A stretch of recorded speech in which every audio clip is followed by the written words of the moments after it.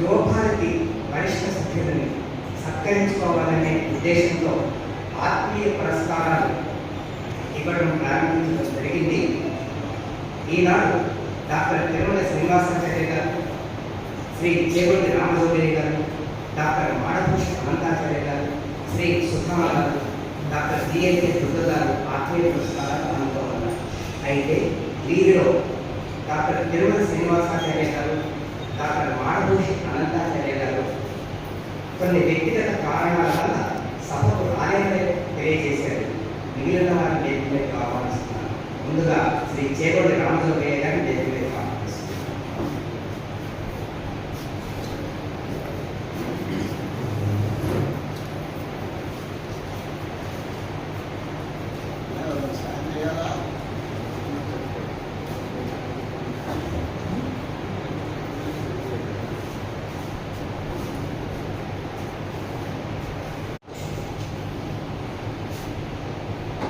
యువభారతి పూర్వాధ్యక్షులు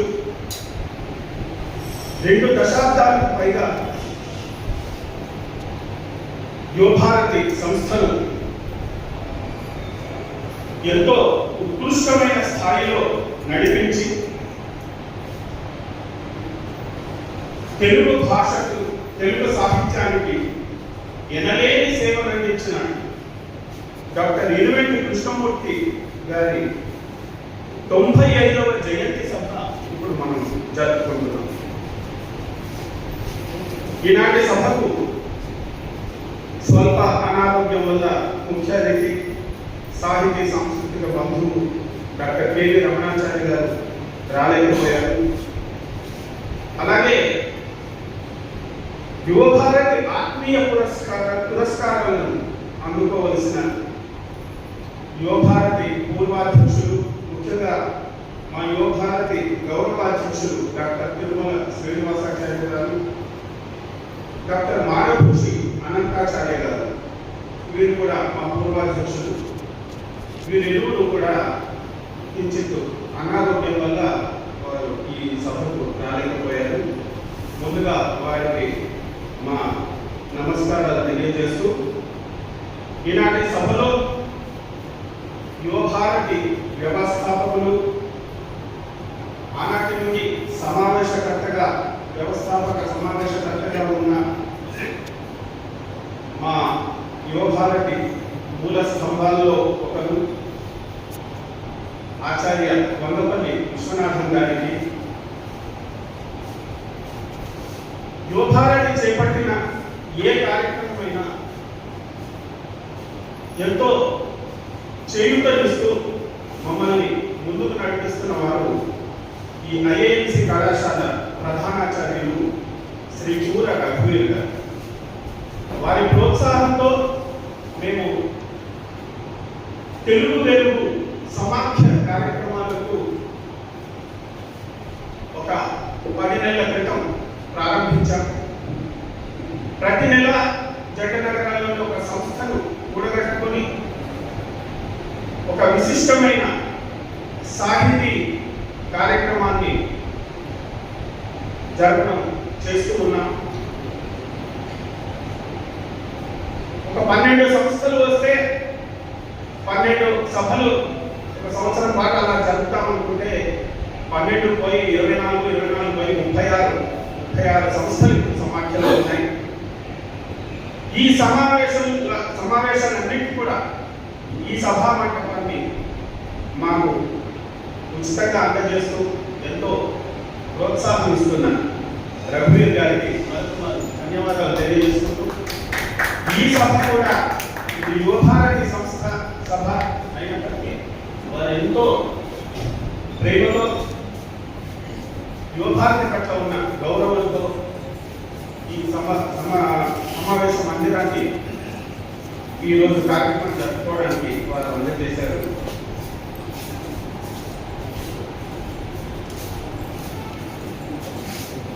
యువభారతి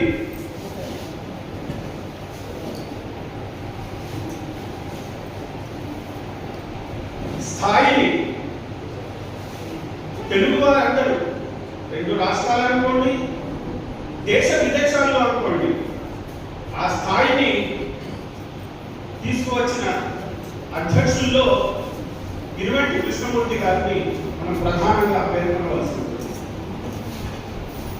వారి అధ్యక్ష కాలంలోనే కావ్యలహరి, చైతన్య లహరి వంటి ఎన్నో విశిష్టమైన కార్యక్రమాలు యువభారతి నిర్వహించడం జరిగింది.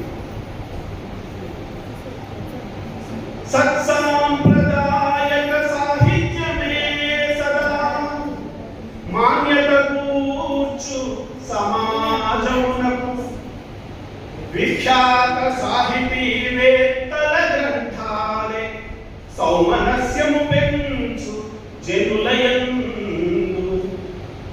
పండిత ప్రముఖుల ప్రాసంగిక విషయాలు ధరించును నవయువతననుచు ఆశావహ మహోన్నతాశయ సిద్ధికై సాహితీ సేవలో సఫలమగుచు నాడు యువభారతి సంస్థ నాయకునిగా తెలుగు సాహితీ వైభవ దీప్తి నిలుప వివిధ కార్యక్రమాలతో వెలుగు నింపే కీర్తి శిఖరము ఇరివెంటి కృష్ణమూర్తి. కీర్తి శిఖరము ఇరివెంటి కృష్ణమూర్తి.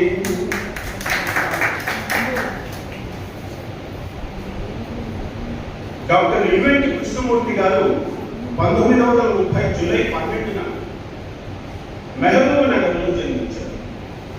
నిజాం కళాశాలలో ఉన్నత విద్యను అభ్యసించి ఉస్మానియా విశ్వవిద్యాలయం నుండి ఆచార్య సి నారాయణ రెడ్డి గారి పర్యవేక్షణలో కవి సమయములు అనే అంశం మీద పరిశోధించి సిద్ధాంత వ్యాసాన్ని సమర్పించి పిహెచ్డి పట్టాను సాధించారు. ఆ కవి సమయములు యువభారతి ప్రచురణగా వచ్చింది. అది మీ అందరికీ విదితమే. తన చిన్న వయస్సులోనే నిజాం నిరంకుశత్వానికి వ్యతిరేకంగా పోరాటం చేసి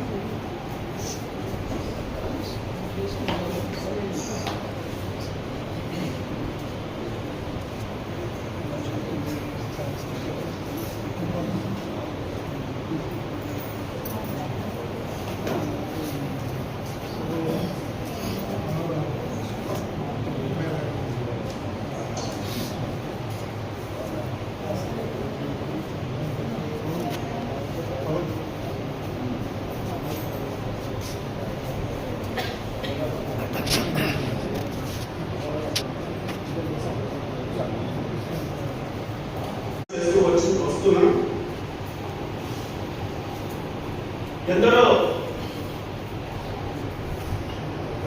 సాహితీవేత్తలకు ముఖ్యంగా ఇరువెంటి కృష్ణమూర్తి గారిలో సన్నిహిత అనుబంధ సాన్నిహిత్యాలు ఉన్న వారికి ఈ పురస్కారాలు ఇస్తూ వస్తున్నాం. ఈ సంవత్సరం ఈ పురస్కారాన్ని స్వీకరిస్తున్నది సాహితీ ప్రభాస బిరుదాంచితులు శ్రీ వర్మాముల దత్తాత్రేయ శర్మ గారు. వారు అభ్యుదయ కళా వికాస్ అన్న సంస్థకి అధ్యక్షులు. అంతేకాకుండా అవధాన విద్యా వికాస పరిషత్ అన్న ఒక వినూత్నమైన సంస్థ. ఆ సంస్థ ద్వారా ఎందరో గొప్ప గొప్ప అవధానులను వారు తయారు చేస్తున్నారు. సో వారు ఇరువెంటి కృష్ణమూర్తి గారికి ప్రత్యక్షంగా శిష్యులు. వారు ఇరువెంటి కృష్ణమూర్తి గారి పర్యవేక్షణలో ఎంఫిల్ పరిశోధన కూడా చేశారు. అట్లాగే ఈ సమావేశాల్లో చాలా ఏళ్ళుగా మా పూర్వాధ్యక్షులు ప్రముఖ కవి డాక్టర్ తిరుమల శ్రీనివాసాచార్య గారు ఒక ధర్మనిధి పురస్కారాన్ని కూడా ఏర్పాటు చేశారు. శ్రీ తిరుమల శ్రీనివాసాచార్య శ్రీమతి స్వరాజ్యలక్ష్మి ధర్మనిధి పురస్కారం పేరిట అది చాలా ఏళ్ళుగా మా పూర్వాధ్యక్షులు తిరుమల శ్రీనివాసాచార్య గారి సూచనల మేరకు మేము ఆ పురస్కారాన్ని అందిస్తూ వస్తున్నాం. ఈ సంవత్సరం వరంగల్లోని శ్రీ విశ్వేశ్వర ఆంధ్ర సంస్కృతాంధ్ర కళాశాల ప్రధానాచార్యులుగా పనిచేసిన డాక్టర్ మాడిరాజు బ్రహ్మానందరావు గారికి ఆ పురస్కారాన్ని అందించారు. ప్రధానంగా ఈ 2 పురస్కారాలతో పాటు గత సంవత్సరం నుండి యువభారతి ఈ స్థాయిలో ఉండడానికి ఇంతటి ప్రఖ్యాతి వహించడానికి కారణభూతులైన యువభారతి వరిష్ట సభ్యులందరినీ కూడా గౌరవించుకోవడం మన కర్తవ్యం అని భావించి గత సంవత్సరం నుండి యువభారతి ఆత్మీయ పురస్కారాలు అన్న పేరిట పురస్కారాల ప్రదానం ప్రారంభించాం. ఈ సంవత్సరం తిరుమల శ్రీనివాసాచార్య గారికి చేపట్టి రామజోగయ్య గారు, మీరు మా యువభారతి వరిష్ట సభ్యులు, మంచి కథకులు, చేపట్టి కథా కరంభం పేరిట వారు వరుసగా 3 కథా సంపుటాలను వెలువరించారు. అన్ని యువభారతి రచనలుగా వెలువడడం మాకు ఎంతో ఆనందకరం. వారికి అట్లాగే మా యువభారతి మరొక పూర్వాధ్యక్షులు డాక్టర్ మాడభూషణ అనంతాచార్య గారికి, ఆల్ ఇండియా రేడియో ఆకాశవాణిలో కార్యక్రమ నిర్వాహకులుగా ఎంతో ప్రసిద్ధులు, మంచి కవి, కాలమిస్టు, కార్టూనిస్టు, బహుముఖీన ప్రజ్ఞ కలిగిన యువభారతి వరిష్ట సభ్యులు శ్రీ సుధామ గారికి కూడా ఈ పురస్కారం ఈ సంవత్సరం అందిస్తున్నాం. అట్లాగే విదుషీమణి ఆంధ్ర మహిళా సభ వైస్ ప్రెసిడెంట్ గా ఎంతో సేవలు అందించి ఏఎంఎస్ కాలేజ్ ప్రధానాచార్యులుగా కూడా పనిచేసి చక్కని రచనలు చేస్తున్న డాక్టర్ జిఎల్కే దుర్గ గారికి కూడా ఈ సంవత్సరం ఆ పురస్కారాన్ని అందజేస్తారు. దుర్గ గారు మీకు అందరికీ తెలుసు, హనుమాన్ చాలీసా ఎలా అయితే చాలా ప్రసిద్ధి చెందిందో, వారు వినూత్నంగా సీతా చాలీసా అని తెలుగులో ఒక 40 పద్యాలతో గేయాలు అనుకోండి, 40 గేయాలతో ఒక చక్కని కృతిని వెల్లడించారు. అది చాలా చోట్ల గానం చేయబడి ఎంతో ప్రసిద్ధి చెందింది. వారికి ఆ కృతి ఎంతో ప్రఖ్యాతిని తెచ్చిపెట్టింది. వారికి కూడా ఈ పురస్కారం ఇవ్వడం ఎంతో ఆనందంగా ఉంది. ఈ సమావేశంలో ప్రధానంగా 20 పురస్కారం, తిరుమల శ్రీనివాసాచార్య స్వరాజ్యలక్ష్మి ధర్మనిధి పురస్కారం, యువభారతి ఆత్మీయ పురస్కారాల ప్రదానం ఉంటుంది. ముందుగా మా యువభారతి వ్యవస్థాపక సమావేశకర్త ఆచార్య వంగపల్లి విశ్వనాథన్ గారిని తమ సందేశాన్ని అందించవలసింది.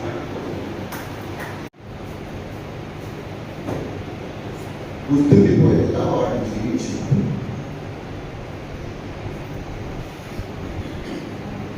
భగవద్గీతలో తెలివి, జ్ఞాపకము, మరుపు వేరే అని చెప్పనంటారు స్వామి. మరుపు కనుక లేకపోతే ఎంత ఇబ్బందికరమైనటువంటి విషయాలన్నీ అనవసరంగా అసందర్భంగా గుర్తుంచుకునే ప్రమాదం ఎప్పటి లేదు. అందుకని మరుపు కూడా భగవద్గీత. కాకపోతే విలువలు మారుతూ ఉన్నప్పుడు ఏది గుర్తుంచుకోవాలో, ఏది విస్మరించాలో, వేటికి ఏ విలువను ఆపాదించాలో అక్కడ కొన్ని వ్యత్యాసాలు ఏర్పడుతుందని అనిపిస్తుంది. 63 దశల విజయదశమినాడు స్థాపించిన యోగానికి ప్రథమ అధ్యక్షుడు కెవి రఘునాథరావు చిత్రమైన విషయం చెప్పడం ఆయన మాతృభాష కన్నడ. ఆ విషయం ఎందుకు ప్రస్తావిస్తున్నాను? తెలుగు మీద తెలుగు వాళ్లకు అభిమానం తక్కువ ఉంటుందేమో అనే అనుమానం వస్తున్న రోజులో అది ప్రారంభమని చెప్పాలి. నేను వ్యక్తిగతంగా ఉద్యోగరీత్యా వరంగల్లో పనిచేసినప్పుడు 3 సంవత్సరాల కాలం, అంటే 1962-65, అంటే అప్పుడప్పుడు హైదరాబాద్కి వచ్చి పెట్టేవాడిని. యువభారతి స్థాపనలో నా వంతు పాత్రని నిర్వహించుకోవడం జరిగింది. ఆ తర్వాత హైదరాబాద్కి, అంటే హైదరాబాద్ ఈవినింగ్ కాలేజ్కి తిరిగి వచ్చిన తర్వాత ఈవెంట్ కృష్ణమూర్తి గారితో ఏర్పడిన పరిచయం నన్ను ప్రభావితం చేసింది. యువభారతికి ఒక రకంగా కొత్త ప్రాణం పోస్తుంది, కొత్త ఊపిరి.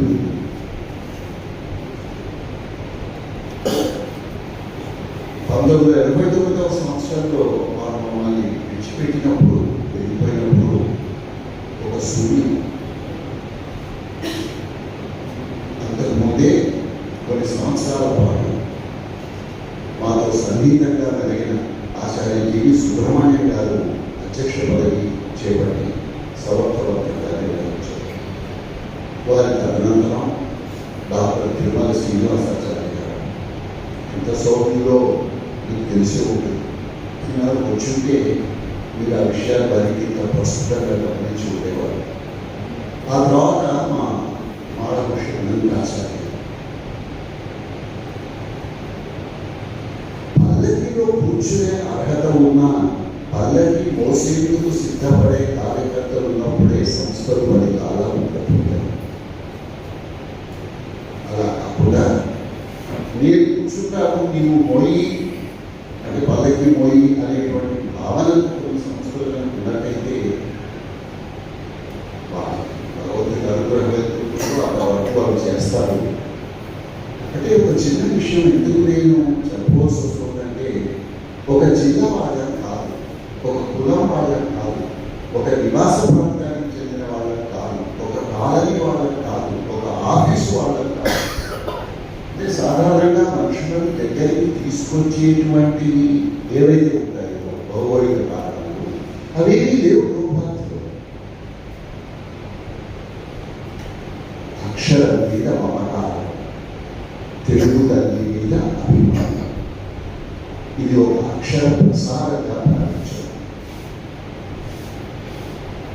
చదువుకొని చెప్తున్నాను, పైలమా తీసుకున్న వెంకట్రావు ఒకసారి మా వెంకట్రావు వెంకట్రావు నిగ్గర వేసుకున్నటువంటి మా జీవిత వెంకట్రావు చాలా తక్కువ మంది మిగిలిపోయాం. ఎందుకంటే కొన్ని రకాల పద్ధతులలో నడవడానికి జనం ఇష్టపడుతున్నారు. క్రమశిక్షణ అంటే కష్టం, సమయానికి ప్రారంభించడం అంటే కష్టం. ఎవరికి తలవకుండా ఉండడం కష్టం. ఈ మాట నేను అంటున్నప్పుడు కొంచెం బాధ్యతగా చెబుతున్నాను. అంటే ఒకరు మన వాళ్ళని మనం అనుకున్నప్పుడు వారు విదేశాలకు వెళ్ళినప్పుడు సాగనపడడం, వాడు తిరిగి వచ్చినప్పుడు ఆహ్వానించడం అనేటువంటి పనులు యువభారత పెట్టుకోవాలి. నేను గర్వంగా చెప్తున్నాను, గర్వంగా చెప్పడం కాదు. తెలుగు అక్షరానికి అంకితం, తెలుగు కణాన్ని. అలాంటి మార్గనిర్దేశం చేసినటువంటి వైబ్రెంట్ కృష్ణమూర్తి గారు వ్యక్తిగతంగా నాకు ఎంతో నేర్చుకున్నాను. అంటే బహుశా వారి కనుక ఆ సమయంలో యువభారతిలో ప్రవేశించి ఉండకపోతే ఎన్ని మలుపులు తిరిగేవో ఏమయ్యేదో నాకు తెలియదు. ఆయన గుర్తుపెట్టుకోవడం ఒక బాధ్యత, ఒక ఆనందం, ఒక తృప్తి. వారు చూపించిన బాటలో 35 సంవత్సరాల తర్వాత కూడా ఒక సంస్థ నడుస్తున్నది అంటే వారిచ్చిన స్ఫూర్తిని మనం అంచనా వేస్తాం. సర్వసభ సమావేశాలు జరిగాయి. మా వద్ద లేత గులాబీ నుంచి ముదురు ఎరుపు వరకు, అంటే రాజకీయ రంగుల గురించి ప్రస్తావన చేస్తున్నాను. నేను ఎరుపు గులాబీ అంటే మళ్ళీ ఈనాడు రాజకీయ పార్టీలు గుర్తొస్తాయేమో, వాటి గురించి కాదు నేను ప్రస్తావన చేస్తున్నాను. నుంచి అదేంటది చాలా దృఢమైన జాతీయ భావం కలిగినటువంటి వ్యక్తులు కూడా ఉండేవారు. తెలుసు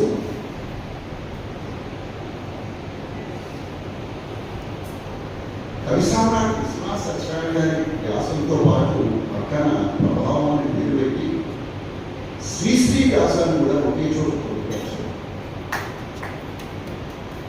పద్యం నడ్డి విరగబోతాము అని చెప్పినటువంటి వ్యక్తులు ఉండొచ్చు. వాళ్ళ ఇష్టం, ఎవరైనా ఎవరెవరు కొడతారో వాళ్ళకి తెలుసు. ఇలా లోపాన్ని మెచ్చుకున్న వాళ్ళు ఉన్నారు, తప్పు పట్టిన వాళ్ళు ఉన్నారు, దూరం జరిగిన వాళ్ళు ఉన్నారు, చెడ్డలైన వాళ్ళు ఉన్నారు.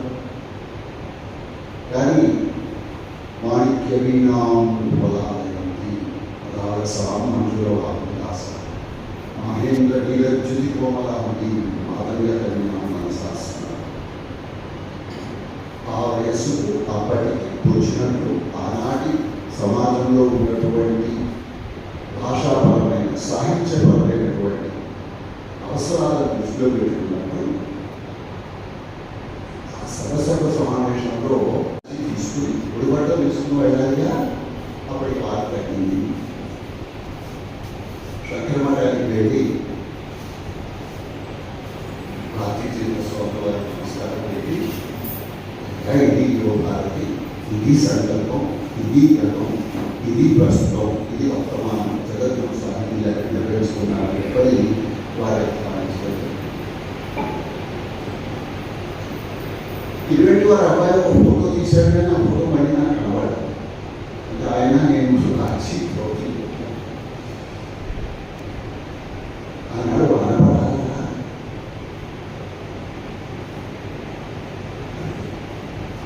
ఈ జ్ఞాపకాలు అనేటువంటివి మనకి ఇచ్చే విలువల మీద ఆధారపడి. మరొక సంఘటన చెప్తాను. ఇదే లడ్డికాపూర్ ప్రాంతంలో సినిమా థియేటర్ సాయంత్రం కాలేజీకి వెళ్ళాలి అని అనుకుని తెలుగు పార్టీలో కలిసి మాట్లాడుకుందామని మధ్యాహ్నం యాక్టివ్ షో వెళ్ళారు. నేను కృష్ణమూర్తి గారు, అనుల కృష్ణమూర్తి గారి సరస్వతి సాక్షాత్కారం పుస్తకం ముద్రించాలని అక్కడ నిర్ణయం చేస్తే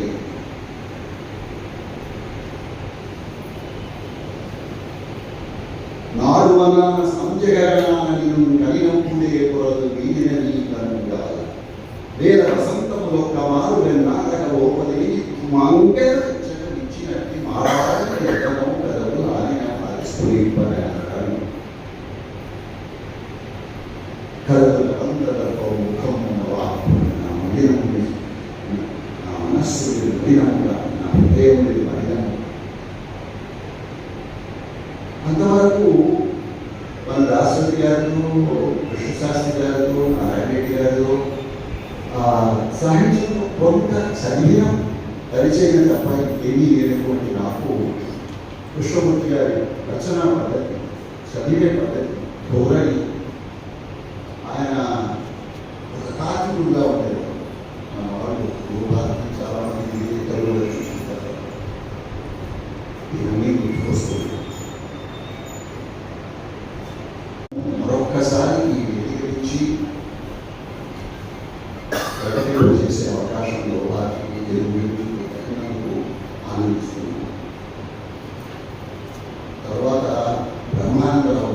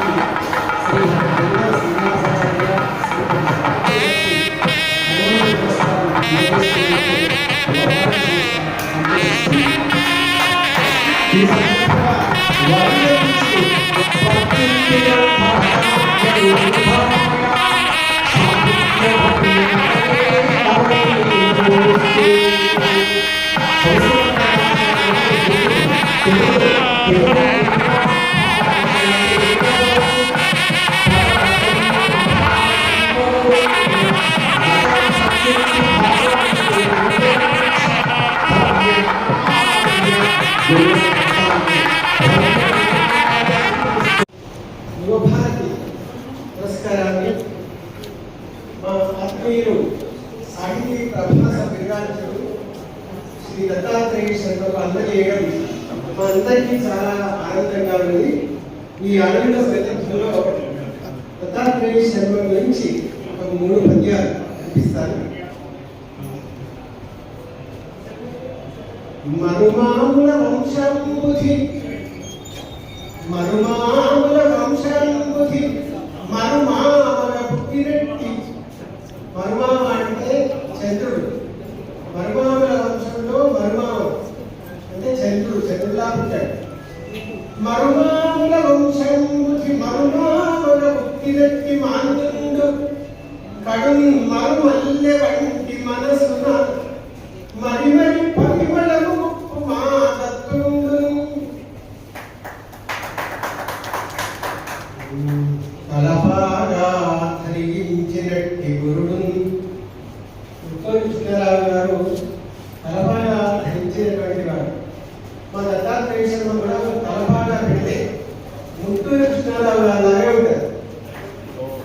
తలపాగా ధరించినట్టి గురుడు ధన్యుండు ముట్టూరి కృష్ణ రసధీరుడు తత్కృతములను సర్వాల క్రియాలపై భడి సంశోధన చేసి సాధనమతి భడి సంశోధన చేసి సాధనమతి భాసించు మిత్రుం చిరా కలిగున్నే కొనియా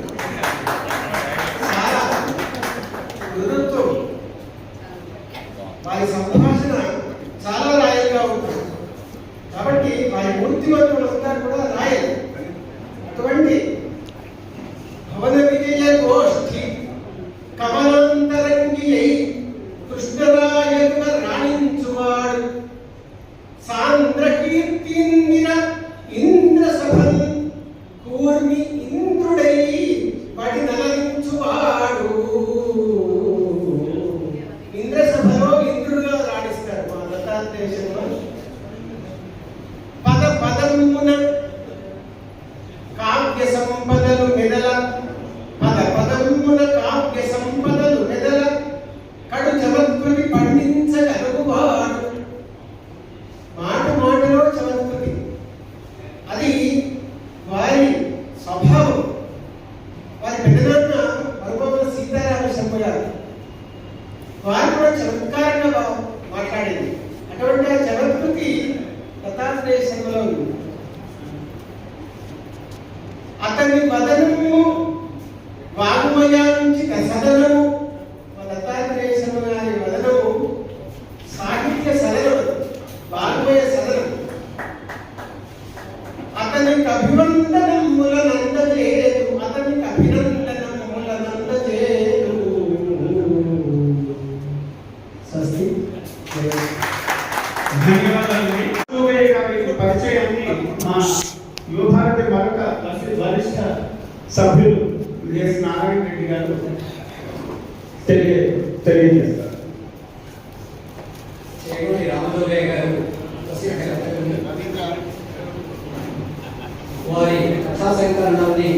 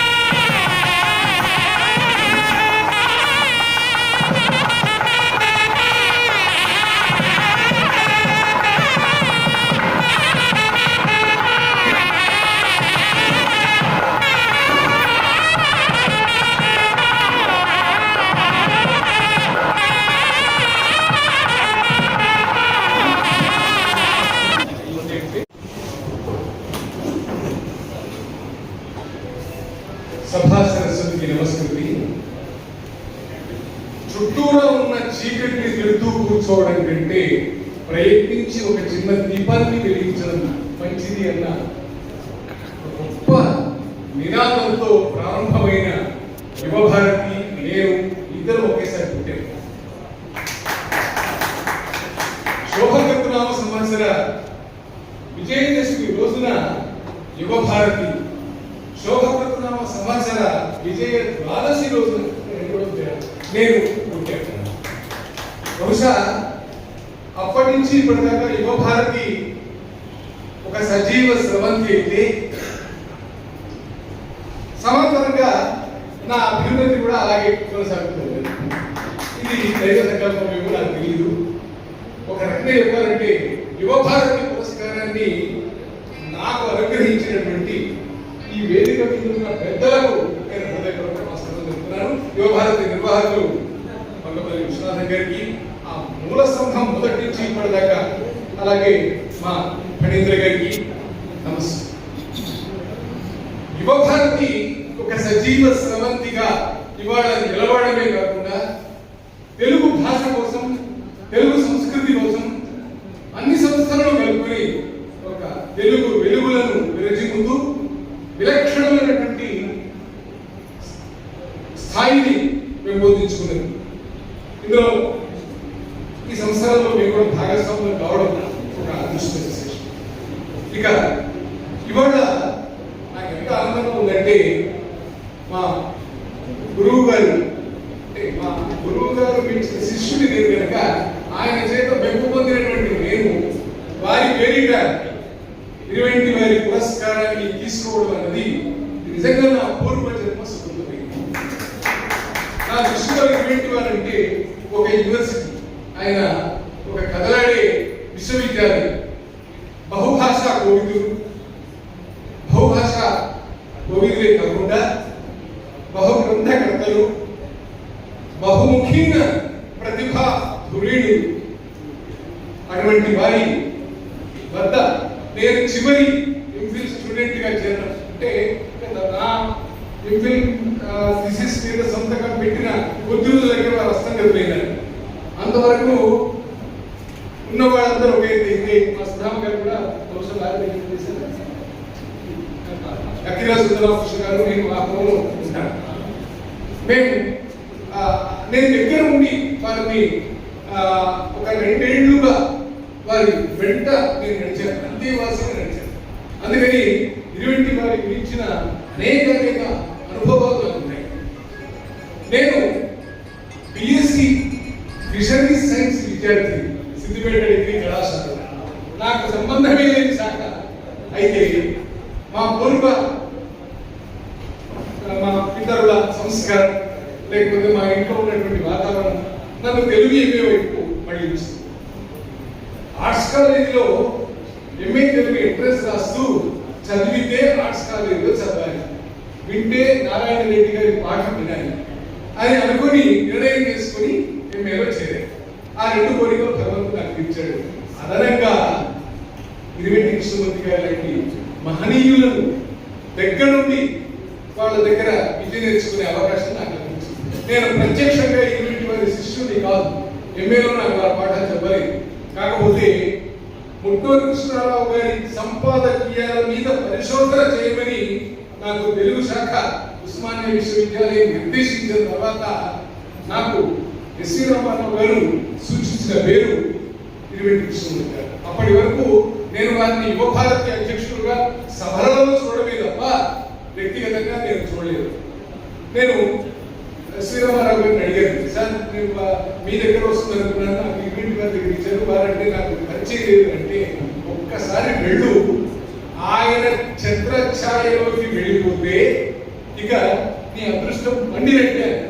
అది వాస్తవమైంది నిజంగా కూడా.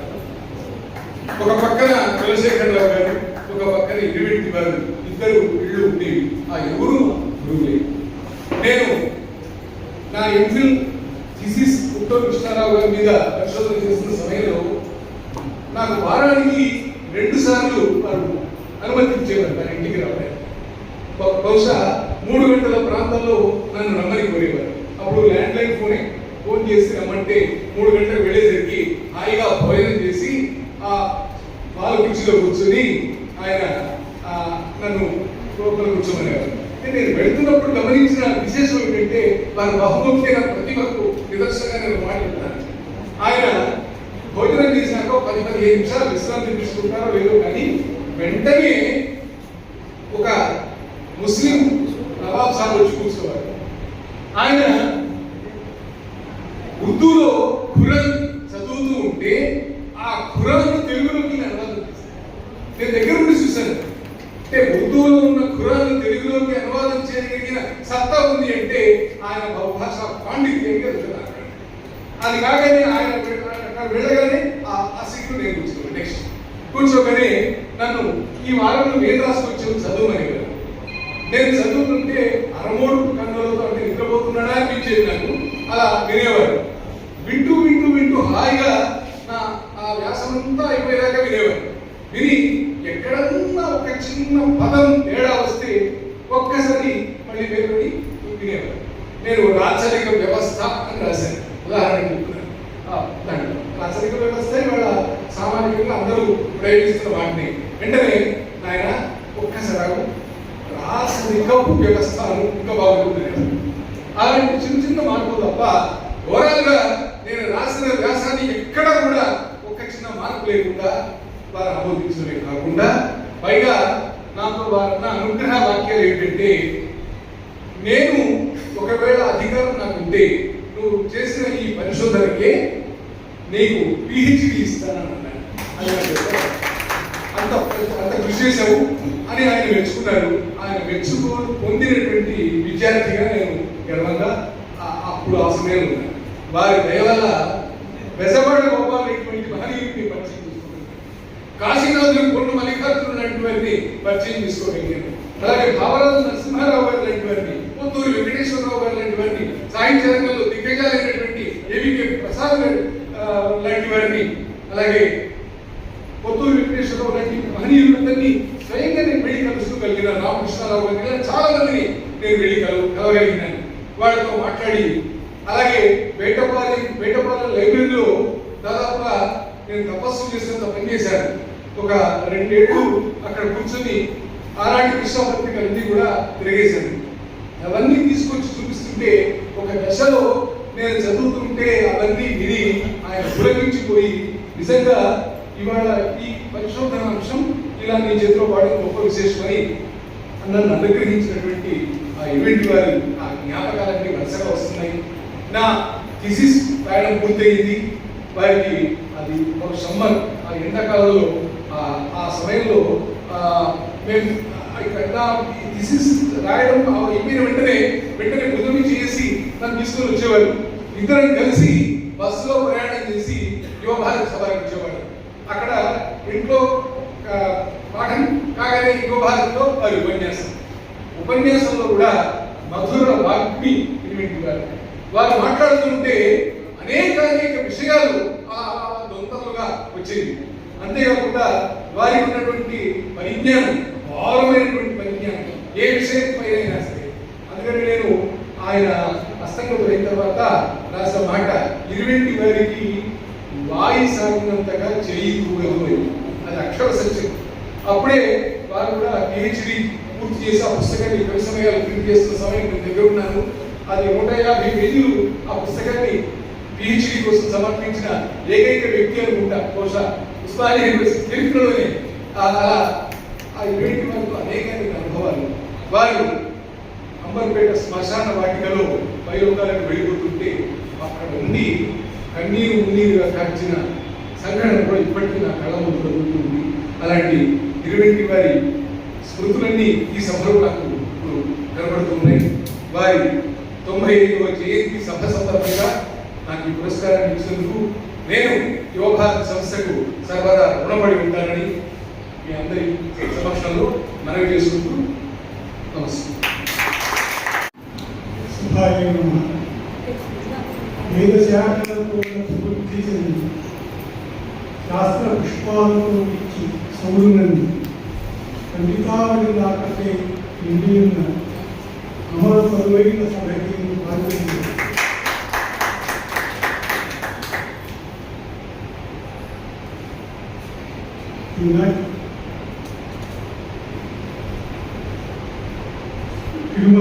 శ్రీనివాసాచార్య మరియు శ్రీమద్ రాజలక్ష్మి పురస్కారానికి ఎంపిక చేసిన యోగానికి వారికి మొట్టమొదటిగా నేను ధన్యవాదాలు సమర్పిస్తున్నాను.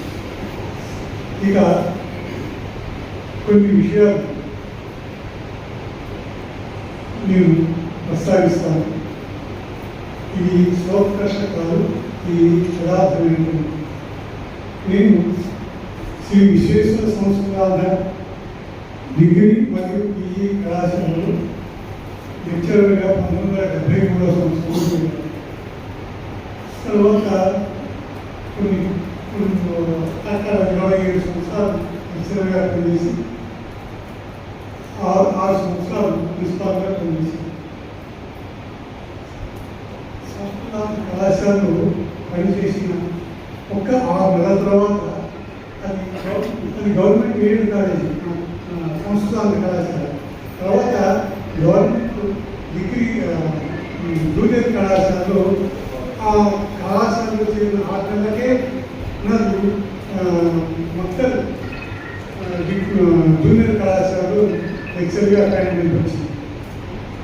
వస్తే నేను ఈ ఎయిడెడ్ పోస్ట్ కంటే గవర్నమెంట్ ఉద్యోగానికి పోతే మంచిది కాదని ఉద్దేశంతో నేను మా యజమాని అడిగాను. నేను గవర్నమెంట్ లెక్చర్గా నాకు అవకాశం వచ్చింది, మీరు విజయం కాదని మాకు ఇస్తే నేను గవర్నమెంట్ కాలేజీలో చేరుతాను. అప్పుడు యజమాని వాళ్ళు అన్నారు, మేము ఇంత కష్టపడి మీరు ఇవన్నీ నిర్వహించి మేము అపాయింట్ చేస్తే నువ్వు 6 నెలలకి ఇంటికి పోతానంటే ఎట్లా నేను వేరే పోతానంటే అది పిల్లలని కుదరదు, మీరు తప్పనిసరిగా కళాశాలలో పనిచేయాల్సిందే అంటే ఇప్పటి కాలం అయితే ఆయన నాకే అభ్యంతరం లేదనేవాడు. కానీ అప్పుడు 73లో ఆ యజమాని వాడిని ఆ సందేహం నువ్వు ఇక్కడే ఉండాల్సిందే, నేను ఈ ఇంత మీటింగ్ పెట్టి వాళ్ళని వీళ్ళని తీసుకొచ్చి గవర్నమెంట్ తర్వాత యూనివర్సిటీ పెట్టి వీళ్ళందరూ ఉండేవాడు. ఇంత చేసిన నేను 6 నెలలకి నేను పంపించడానికి వదులుకోవడానికి ఇష్టం లేదన్నా. అంటే ఆ విధంగా ఈ విశ్వేశ్వర సంస్కరణ కళాశాలలో నేను లెక్చర్గా ఉన్నాను. ఒక విధంగా చెప్పాలంటే ఆ కళాశాలలో పనిచేయడం వల్లనే నాకు ఈ సన్మానం జరిగిందో ఏమో. ఎందుకంటే ఏదో గవర్నమెంట్ కాలేజీలో పోతే రొటీన్ వర్క్ తర్వాత కాన్సర్స్ ఇవన్నీ ఉండేవి, అవి అవన్నీ తప్పినాయి. అక్కడ నేను చేరినప్పుడు మా కాలేజీకి ఇద్దరు అనుకుంటున్నారు. అది మా కాలేజీ సూర్యచంద్రుడు దానికి ఉపన్యాసం వారి మొట్టమొదటి మల్లా చక్రవర్తుల ప్రభునాథాచార్య వారు. ఆయన కవిశాస్త్రిక కేశవుడు మహోపాధ్యాయ. తర్వాత రెండవ వారు మహాకవి మహామహోపాధ్యాయ శ్రీ శ్రీభాష విజయసాధి. వీరిద్దరు ఉండటం వల్ల నేను కొంత వరకు వాళ్ళ దాంట్లో సహస్రాంశాన్ని నేను అందించుకోగలిగాను. వారు శ్రీభాష విజయసాధి గారు వ్యాకరణం చెబితే అది ఒక వ్యాకరణంగా ఉండేది, ఒక కథ చెప్పినట్టుగా ఉండేది. నేను ఆయనకు ఒక విధంగా శుశ్రూష చేశాను. నేను వారితో పాటు 22 సంవత్సరాలు పనిచేశాను శ్రీభాష విజయసాధి గారితో. తర్వాత ప్రధానాచార్య వారితో నేను 8 సంవత్సరాలు వారితో కలిసి ఉపన్యాసకుడిగా పనిచేశాను కాలేజీలో. శ్రీ విజయసాధి గారు నాకు నేను వారిని ఆశ్రయించాను. వారు వ్యాకరణం చెప్పారు. ఆ వ్యాకరణం సిద్ధాంతం ఉంది. ఆ సిద్ధాంతం ప్రతిరోజు ఆయన పాఠం చెప్పేవారు. ఆ పాఠాన్ని నిలబడి నా కాలేజీ విద్యార్థులకు బోధించారు. ఈ విధంగా వ్యాకరణంలో కొంత వారి ఒక సహస్రాంశ నేను అందించుకోగలిగాను. దానికే నేను 2 పుస్తకాలు వ్యాకరణం మీద రాయగలిగాను. ఒకటేమో తెలుగు తత్సమ పద నిరూపణ అనేటువంటి ఒకటి. తర్వాత తెలుగులో ఈ తెలుగు నేను 2 వ్యాకరణ గ్రంథాలు రాశాను. వరంగల్లో ఉన్నంత కాలం నేను పుస్తకాల మీద, రచనల మీద, పద్యాల మీద దృష్టి పెట్టలేదు. అప్పుడు కేవలం ఈ లెక్చర్గా ఉండడం, పాఠం చెప్పడం, దీని మీదనే సందర్భం లేదు. ప్రిన్సిపాల్ అయిన తర్వాత మీకు తెలుసు కదా, ఇన్ని ఎన్నో సమస్యలు. ఒక విధంగా వాడు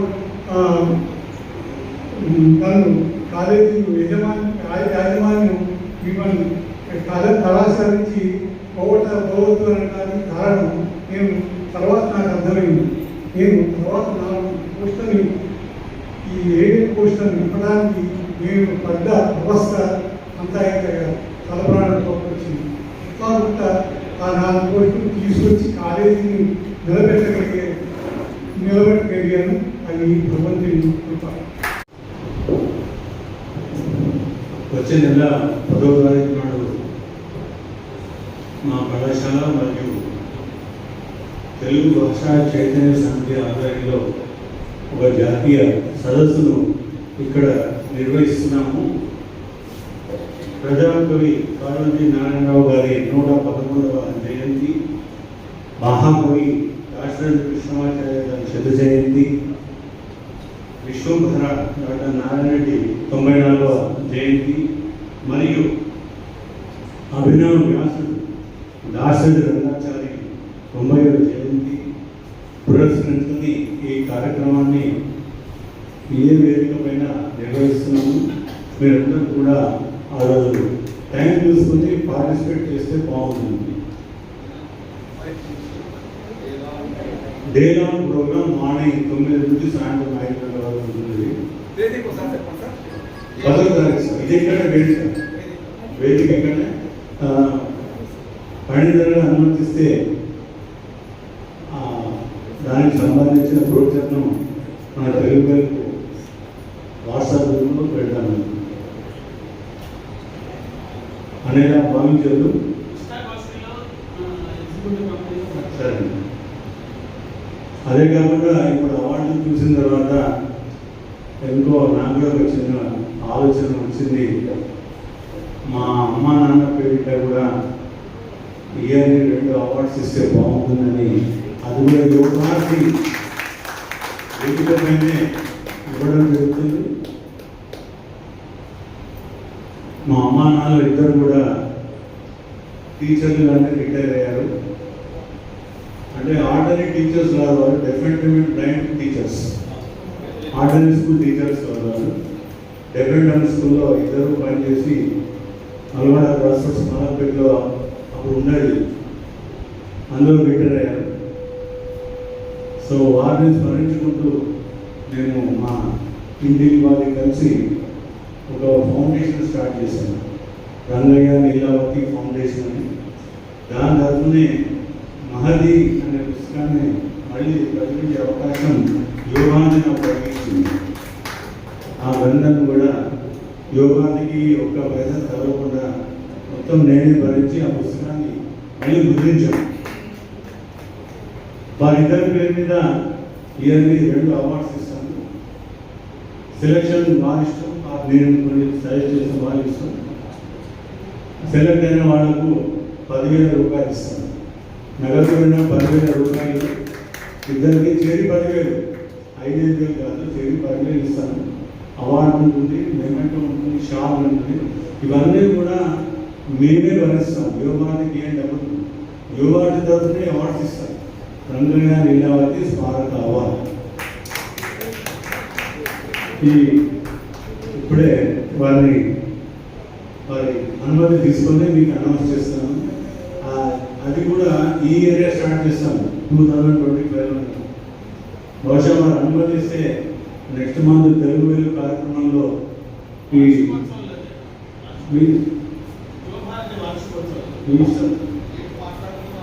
సరే, ఈ అవకాశం ఇచ్చిన యువభారతి వారికి ధన్యవాదాలు.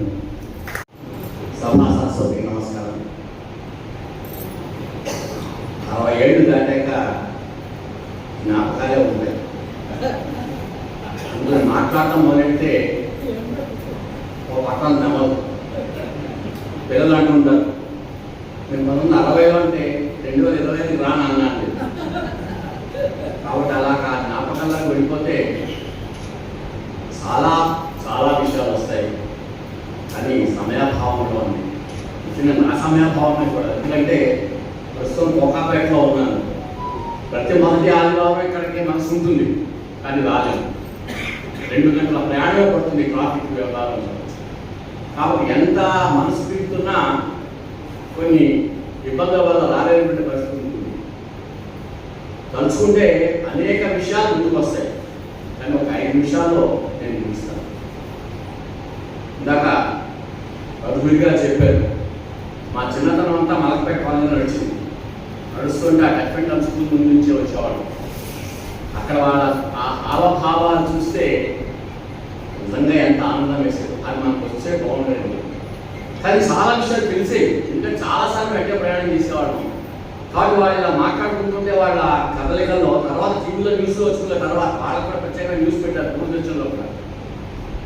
కాబట్టి వారి తల్లిదండ్రుల పేరు మీద వారి అవార్డుని పంపడం యువభారతి కూడా చాలా గర్వకారణం, చాలా సంతోషకరమైన విషయం. నిజంగానే నా స్వీట్ 16 అంటారు కదా, నా 16వ ఏట యువభారతిలో ప్రవేశించాడు. అది కూడా చాలా తమాషాగా జరిగింది. టెక్నికల్లో చిన్న అనౌన్స్మెంట్ ఉండేది, అప్పుడు చిన్న వేసేవాడు డైరెక్ట్గా వచ్చేది. యువభారతి మీటింగ్ 6 ఆంధ్ర భాష 2:30 PM. అప్పుడు PUC చదువుతున్నాను రేగువర్తిని కళాశాల. ప్రభుత్వ పాఠశాల మలకపేటలో చదువుకున్న HSC వరకు. తర్వాత PUC చదువుతున్నప్పుడు ఆ చూసి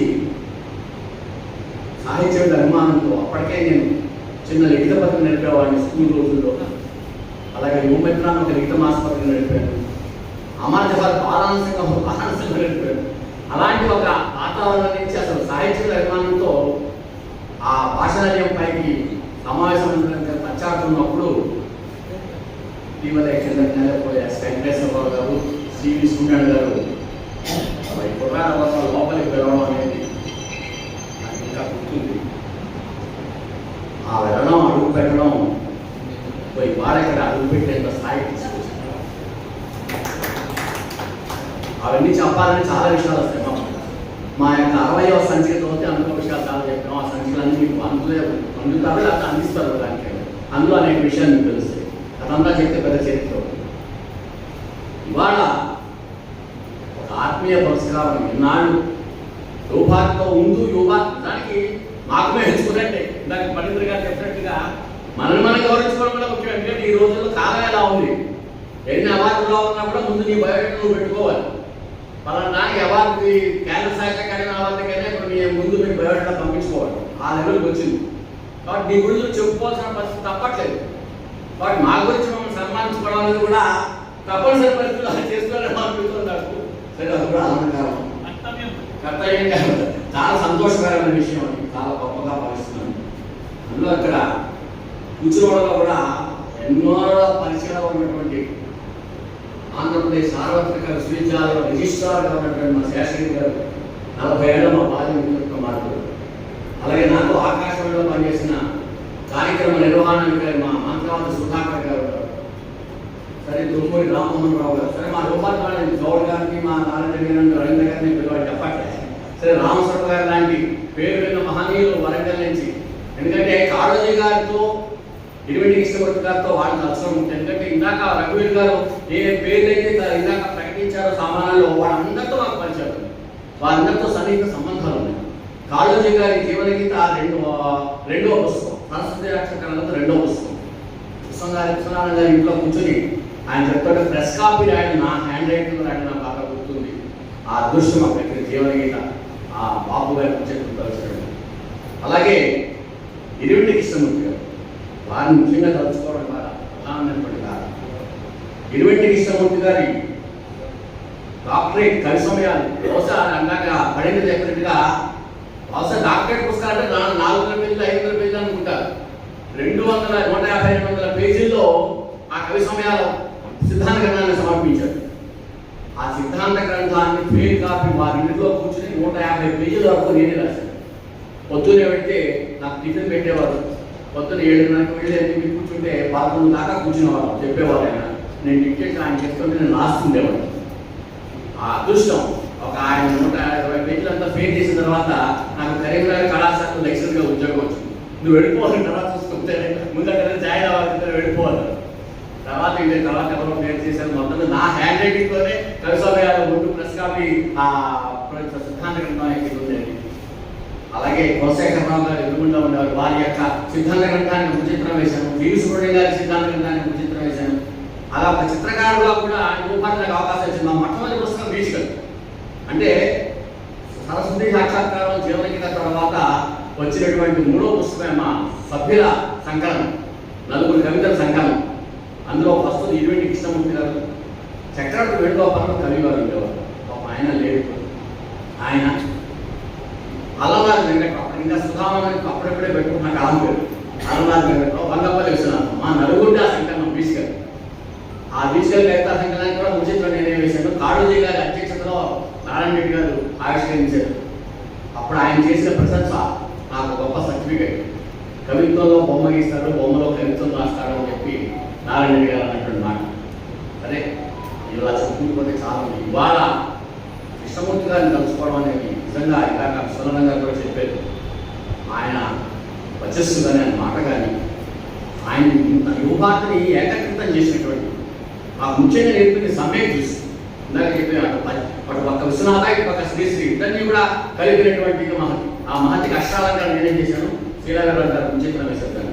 అలాగే యువపాత్ర పక్షాన్ని నేను చెప్పాను కదా, ఏదో ఎర్రరంగు అని చెప్పాను. మా ఎర్రరంగు పుస్తకం కూడా వచ్చింది. మేమని చెప్పి మా మిత్రుడు డాక్టర్ నాగేశ్వర భాస్కరరావు పూర్తి బ్రహ్మాండానికి కమ్యూనిస్ట్ మా ఇద్దరు కలిసి కవితా సంకలనం మేము చేసాం. అప్పట్లో ఆ ఆవేశం కూడా ఉంది. యువపాత్ర పక్షములుగా వస్తుందా అని అనుకుంటే మా యువపాత్ర గౌరవ సభ్యులు శ్రీరాఘరావు గారు చెప్తా ఉన్నారు. రూపాకి సరస్వతి బొమ్మ ముద్రతోనే ఆ మే సాక్షాత్కారం మేము అంత సంకలనంలో వచ్చింది. వరవరావు గారు చెప్తుండేవారు, ఈ చెంచలు కూడా జైల్లో మీరు పుస్తకం చదవాలని చెప్పి. అది పోలీసు లిస్టులో కూడా వెళ్ళింది. అప్పట్లో ఎర్రట్ట మీద ఎర్రశాతం యువపాత్ర కూర్చుండేది కూడా. అంటే యువపాత్ర ఒక సమ్యక్ దృష్టి నేర్పింది.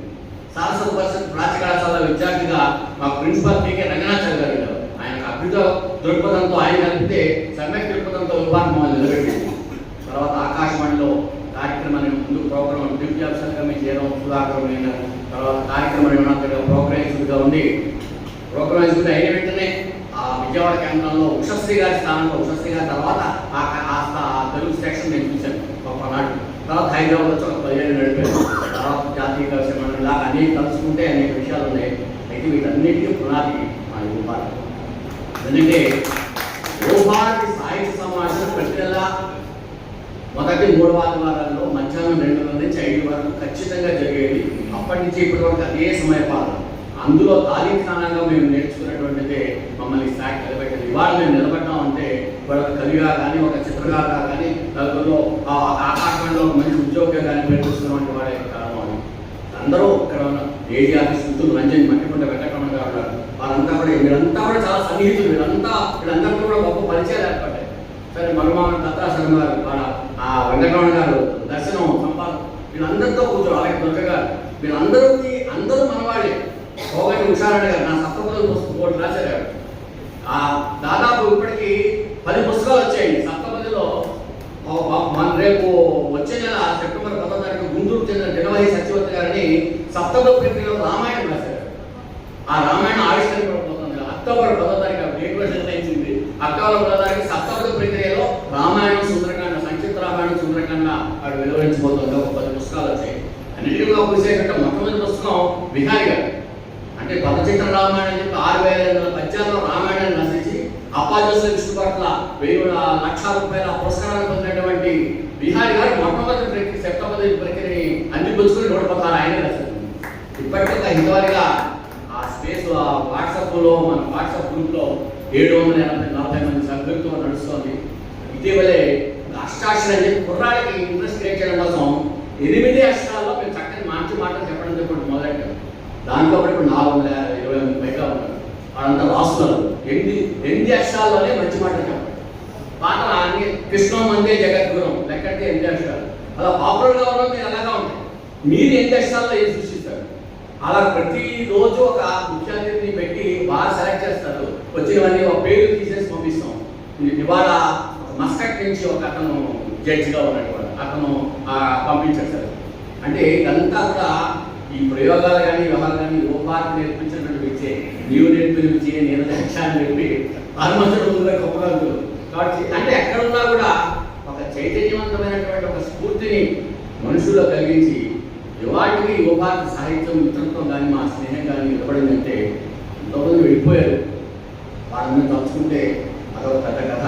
నిజంగా పోయినవాళ్ళందరూ మంచివాళ్ళు, ఉన్నవాళ్ళు పోయినవాళ్ళు తీపి గుర్తులని ఆ తీపి గుర్తులు ఎన్నెన్నా తలుచుకున్నా కూడా నాకు ధరించేది. కానీ ఇవాళ యువపార్క్ ఆచార్య రవీంద్ర గారి ఆధ్వర్యంలో చాలా చక్కగా పురోగమిస్తుంది. మంచి 210 పుస్తకాలు ఆయన ఆధ్వర్యంలో దాదాపు 12 పుస్తకాలు 15 పుస్తకాలు వచ్చేసి అప్పుడే మా అధ్యక్ష స్థానం వహించిన తర్వాత చాలా చక్కగా 20 చాలా సంతోషకరమైన విషయం వచ్చింది. తర్వాత నక్షత్ర సంవత్సరంలో నక్షత్ర మాల అయిపోతుంది, 25 పుస్తకాలు ఎలాగే ఖచ్చితంగా అయిపోతాయి. అందుకని ఇటువంటి గొప్ప సందర్భంలో మరి ఇంత ఆత్మీయంగా పిలిచి మళ్ళీ గుర్తుపెట్టుకొని రవీంద్ర గారి వాళ్ళ ఈ ఆత్మీయ అందులో మా శ్రీగోడి రామాజయ్య గారి పక్కన వాళ్ళు కూర్చుకోవడం చాలా ఆనందదాయకమైన. కృష్ణమూర్తి గారి దివ్య స్ఫూర్తికి మరోసారి నమస్కారాలు తెలియజేసుకుంటూ ప్రస్తుత అధ్యక్షుడు మహేందర్ గారికి, తొలితల్లి అమృతల్లి విశ్వనాథ్ గారికి, నా నేటి ఈ సభలో నాతో పాటు పురస్కారాలు అందుకున్న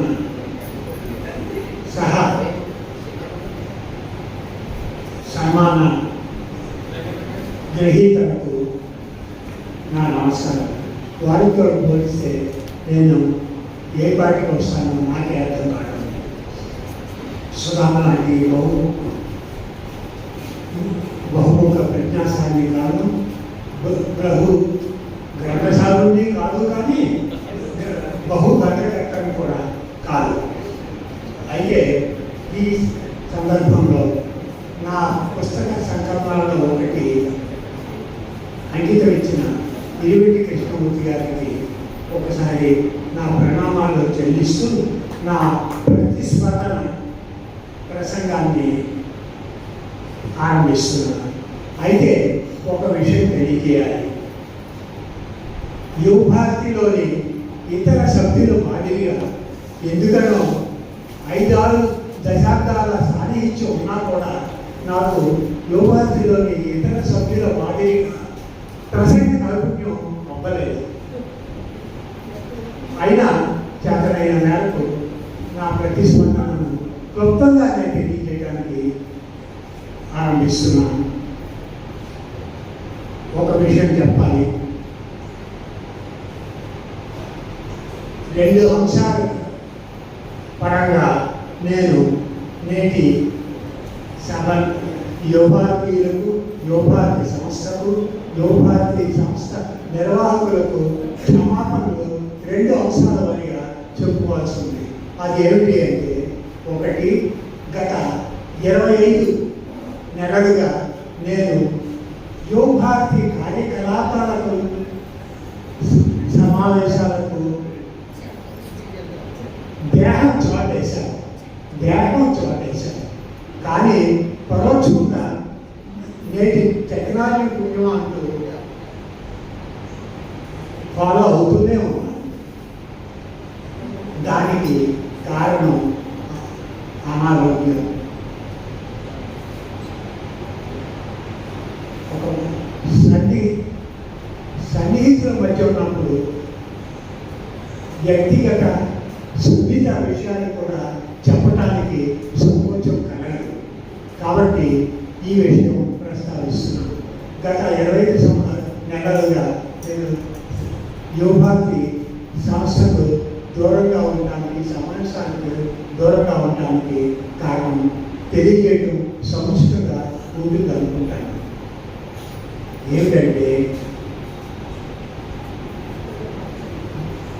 మన గృహంలో ఆహ్వానం లేకుండా వచ్చిన అతిథులు చికాకు పరిచే విధంగా, పీడించే విధంగా నా దేహంలో క్యాన్సర్ పెట్టి కొన్ని విపరీతమైన రోగాలు, సహ రోగాలు గూడు కట్టుకుని ఉండటం వల్ల నేను హాస్పిటల్ మంచానికి, లేకపోతే ఇంట్లో మంచానికి పరిమితమైన ఉండవలసి వచ్చింది.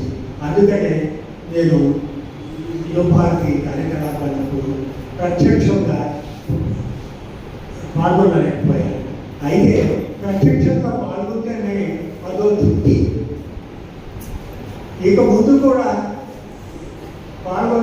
ప్రత్యక్షంగా పాల్గొనటానికి ప్రయత్నిస్తానని చెప్పడానికి కూడా నోరు రావడం లేదు. వాగ్దాన భంగం అవుతుందేమో అన్న భయంతో. ఇంకొక విషయం, ఈ క్షమాపణ చెప్పడానికి రెండో కారణం ఏమిటంటే, ఈనాడు నాతో పాటు సన్మానం అందుకున్న ఇతర గ్రహీతలతో పోల్చిన ఏ కొలమానం ప్రకారం చూసినా, ఏ కోణంలో పఠించినా నేను యువభారతి వంటి మహోన్నత సంస్థ చేత సన్మానించబడటానికి అర్హత లేనివాడు. అయితే ఎందుకు ఒప్పుకున్నావయ్యా అని అడగవచ్చు. దానికి సత్కారం కూడా చేయడం పూర్వజన్మ అదృష్టంగా భావిస్తున్నాను. హనుమంతుడి ముందు లాగా నేను కూడా నా స్పందన తెలియజేస్తాను. నా జీవితంలో అటు ఉద్యోగం, వివాహం, చదువు అన్నింటినీ కూడా మా శాంతి స్వరూపు అటు విశ్వనాథన్ గారు ఎంతో నాకు ప్రోత్సాహాన్ని అందించేవారు. మా స్వరూపు రాసిన కవితలో మొదటి తీసుకుని యాచరతి శ్రేష్ట తత్తదేవే తరోచన సర్ ప్రమాణం కూర్తే లోకస్థ తరువర్తే. ఇటువంటి పెద్దలందరూ ఏదైతే ఒక ఆదర్శాన్ని, ఒక ప్రమాణాన్ని నిలిపారో దాన్ని మాలాంటి వాళ్ళందరూ అందుకుని ముందుకెళ్ళడానికి ప్రయత్నిస్తారు. మన ఇరువెంటి గారు కానివ్వండి, సుబ్రహ్మణ్యం గారు కానివ్వండి. యువభారతి కుటుంబ సభ్యులందరికీ ఆత్మీయ వందనాలు సమర్పణ చేస్తూ, నిబద్ధత, క్రమశిక్షణ, సమయపాలన, విలువల సమైక్యత, ఈ పంచ లక్షణాలు పంచాక్షరిగా యువభారతి 5 అక్షరాలు పంచాక్షరిగా యువభారతి అక్షర పరిమాణాలను పంచుతున్న, అక్షర అమరత్వాన్ని కలిగిస్తున్న యువభారతికి కొట్టండోయి చప్పట్లు. రాసే వారితో పాటు చదివే వారిని కుదిరితే 16 పేజీలు లేదా కనీసం 4 పుటలంటూ వెన్ను తట్టి దన్నుగా నిలిచి రాయించే విశ్వనాథుల వారికి కొట్టండోయి చప్పట్లు, కొట్టండోయి చప్పట్లు. తెలుగు వారి శ్వాసకు సాహిత్యపు ఊపిరులు ఊది నిరంతరం అమృతధార ఎల్లరికూ పంచుతున్న యువభారతికి కొట్టండోయి చప్పట్లు. 2005 నుంచి సభ్యురాలిగా, వ్యక్తిత్వ వికాస శిక్షకురాలిగా, 156వ ప్రచురణ సహరచయితగా, పూర్ణగా ప్రపంచానికి మరొక నవ ప్రపంచాన్ని నాకు పరిచయం చేసిన యువభారతికి కొట్టండోయి చప్పట్లు. యువభారతి మాటల్లో కన్నీను పల్లకీలో మోస్తూ అనుపెరగని మా రవీంద్ర, అశ్విన్, జీడిగుండ, సుధామ, జయరాములు, విశ్వనాథుల వారు, రఘువీర్ల ఈ నవరత్నాలకి ఒక్కసారి కొట్టండోయి చప్పట్లు. యువభారతి మూల పురుషులు చైతన్య దీపుకులు అందించి జీవి సుబ్రహ్మణ్యం గారు, ఇరువెంటి కృష్ణమూర్తి గారు, మన పూర్ణ నాగేశ్వర గారికి నా నివాళి. వారి సేవలకి సంస్మరణ పూర్వక చప్పట్లు. గలగల పారే నది అడ్డంకులు వచ్చిన దారి చేసి ముందుకు ఏగినట్లు నిండు వ్యక్తిత్వ వికాసానికి తరగతులు, నేడు తెలుగు వెలుగు ఉపన్యాసాలు, అలాగే కావ్య లహరలు ప్రచురణలు, అలా కొత్త పుంతులు చేరుస్తూ ముందుకు సాగుతున్న యువభారతికి కొట్టండోయి చప్పట్లు. రాముల వారికి, లంక వారికి, ఉడత సాయంగా నా శివసేవకి ఈ రోజు చేసిన సత్కారానికి వేల కృతజ్ఞతలతో వందనాలు సమర్పించుకుంటున్నాను. ధన్యవాదాలు.